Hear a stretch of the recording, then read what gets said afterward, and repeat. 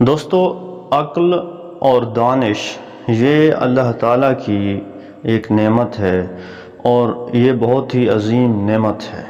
انسان اگر اپنی عقل کا اچھا استعمال کرے تو وہ حیران کن فوائد حاصل کر سکتا ہے، لیکن افسوس کی بات ہے کہ ہم اپنی عقل کا استعمال نہیں کرتے۔ ہم عقل میں چھپی ہوئی قوتوں کو سمجھتے نہیں ہیں، ہم عقل کے خزانہ تک پہنچنے کی کوشش ہی نہیں کرتے۔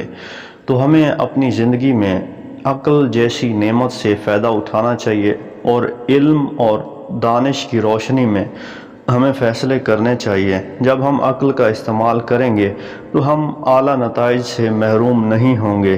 ہم جب بھی زندگی میں محرومیوں کا شکار ہوتے ہیں، جب ہم زندگی میں پریشانیوں کا شکار ہوتے ہیں، جب ہم زندگی میں مایوسی کا شکار ہو رہے ہوتے ہیں اور کہیں نہ کہیں ناشکری کا شکار ہو رہے ہوتے ہیں، یا ہماری زندگی بری گزر رہی ہوتی ہے، تو اس کے پیچھے ہماری سوچ کا ہاتھ ہے۔ اگر ہماری سوچ غلط ہوگی، ہماری سوچ اچھی نہیں ہوگی، ہمارے ذہن میں اچھا خیال نہیں ہوگا، تو پھر ہماری زندگی عذاب بن جائے گی۔ اس لیے کوشش کرتے رہنا چاہیے کہ سب سے عظیم جو خزانہ ہے وہ عقل ہے۔ اس عقل کو ہم نے برائی کے وائرس سے بچانا ہے، برے خیالات کے وائرس سے بچانا ہے اور اچھی جو سوچ ہے اس کو انسٹال کرنا ہے۔ جب ہم ایسا کریں گے تو ہماری زندگی میں نورانی فوائد ہمیں حاصل ہوں گے اور پھر ہم خوشیاں بھری زندگی گزاریں گے۔